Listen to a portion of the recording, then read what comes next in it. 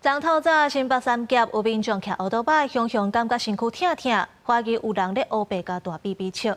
警方去调查，发现讲应该是路边的树仔树落果子解决着。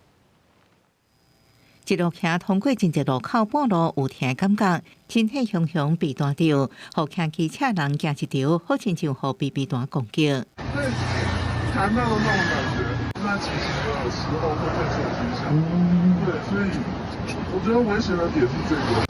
这是伫11早起7点外，因为代志发生的地点伫台北市三峡嘉亨路有未少社区大楼，互骑机车人咧想是不是有自好故去做的。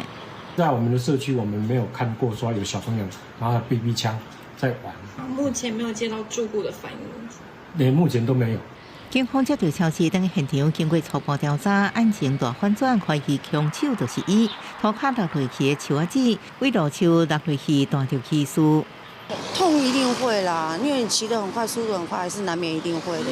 可是如果说你只是单纯像我们速度没有那么快的话，你骑的话被这个打到，不至于到那个生命危险的地步。樟树的种子啊，我觉得这个是还好。榕树那个籽会掉到地上，会滑。这个不会，它不会烂掉，所以榕树的会比较危险。